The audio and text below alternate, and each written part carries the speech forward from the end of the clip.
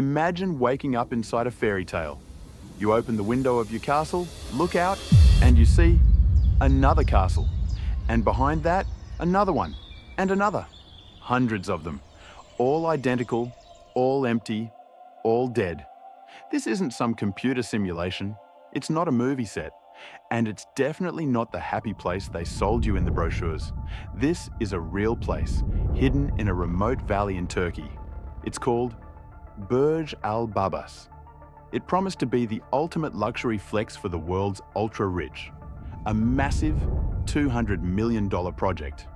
But today, it's one of the biggest, most expensive, and most disturbing real estate fails in modern history. A concrete graveyard where the silence hits harder than the structures themselves. How do you lose $200 million in the middle of nowhere? Who had the ego to build this madness, and why did everyone ghost the place overnight, leaving the tables set, the pools bone dry, and the walls half-painted? Welcome to a new file of hidden facts. Today, we're performing an autopsy on the millionaire's ghost town. To understand how this disaster got so big, you first have to understand the insane ambition that created it. The year is 2014. The Turkish economy is booming. Money is flowing like water, and the Sarit Group, a massive construction firm, has a vision that's borderline crazy. Building an exclusive, gated utopia designed specifically for the elite of the Persian Gulf. They didn't want to build simple vacation homes. That was for regular people. They wanted to sell a royalty fantasy. 732 chateau-style villas. Yeah, you heard that right. Over 700 castles in a single valley. Each one with pointy Gothic towers, carved stone balconies, imported grey slate roofs, and get this, radiant floor heating and jacuzzis on every single floor. The plan included a luxury mall, Turkish baths, private cinemas, and exclusive mosques. The target wasn't you or me. The target was oil tycoons from Kuwait, Qatar, Saudi Arabia, and Bahrain. People used to getting whatever they want the second they want it. The buy-in for this elite club, between $370,000 and $530,000 per castle. For these guys, that was pocket change. And surprisingly, at first, it worked.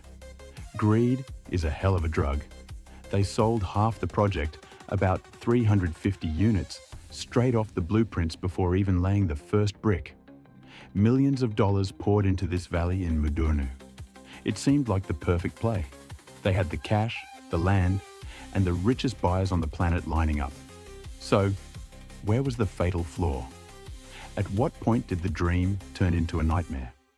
The first mistake, and maybe the worst, was the aesthetic. Look at this closely. The architects decided to totally ignore local history, culture, and geography. Mudurnu isn't Disney World. It's a historic area known for traditional Ottoman architecture. Houses made of wood and stone that actually breathe with the forest and respect nature. And what did the developers do? They dropped a nuclear bomb of Western kitsch. They imported a pseudo-French style that had zero business being there. But the problem isn't just the style. It's the density. They built these castles so close to each other that if you reach out your hand from your balcony, you can almost touch your neighbor. No private yards, no privacy, no room to breathe. It's what psychologists call the panopticon effect. Everyone sees everyone. The promise of exclusivity was trashed by the greed of cramming as many houses as physically possible onto the lot. From the air, it's dizzying. It doesn't look like a luxury neighborhood. It looks like a glitch in the matrix, an infinite copy-paste gone wrong. The image itself is unsettling. It's what's known as the uncanny valley of architecture. It looks like a house, but there's something fundamentally wrong with the repetition that tells your brain, get out of here. Locals hated the project from day one. They protested. They said it ruined the ancient landscape and destroyed the forests.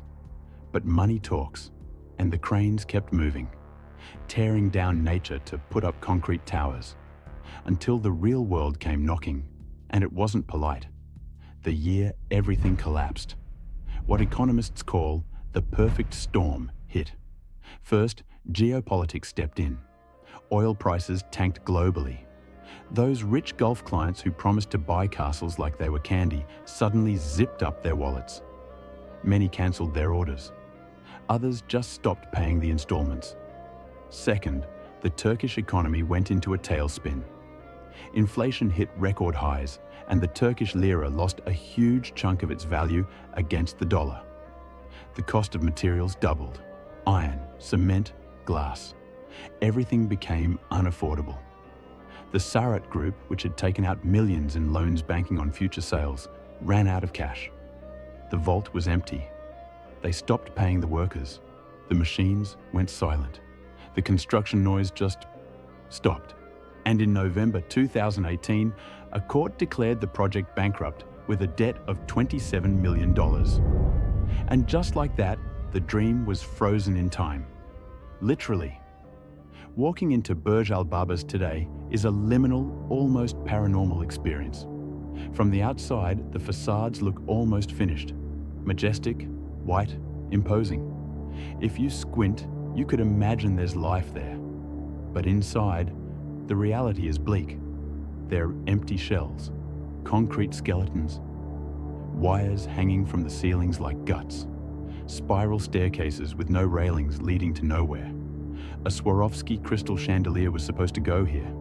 A family was supposed to vacation here. Now there's only dust, graffiti from urban explorers, and the sound of the wind whistling through windowless frames. But there's an even sadder part to this story: the investors. Not all of them were multi-millionaire tycoons with money to burn. Some people put their life savings into this, believing they were buying a property that would skyrocket in value. People who got scammed by a paper promise. Today, those investors have nothing. No money, no castle. They just own a piece of a ruin in a foreign country that they can't sell, can't live in, and can't tear down. The creepiest part of walking these streets is the silence. No birds, because they cut down the trees to build. No cars. No kids laughing. Just the infinite repetition of grey towers watching you like silent gargoyles.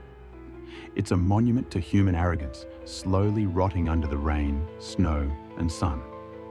Nature is slowly taking back what's hers. Mold is climbing up those pristine white walls. Weeds are breaking through the asphalt of streets that never saw traffic. Rust is eating the window frames.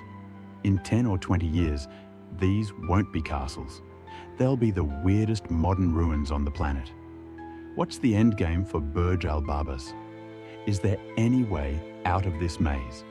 The developers, incredibly, still say they can save it. In recent interviews, they insist the bankruptcy is just a hiccup. They promise that if they can just sell 100 more villas, they can pay the debt, fire up the cranes, and finish the resort by next year. But let's be real. Who would want to live here now? Living here would mean living in a ghost town. Plus, the place is straight up cursed. It's become a dark tourism hotspot. People don't come here to buy homes. They come to film horror TikToks or shoot music videos in the ruins. If you like these declassified files on humanity's most expensive and mysterious fails, subscribe to Hidden Facts and hit the bell. See you in the next file.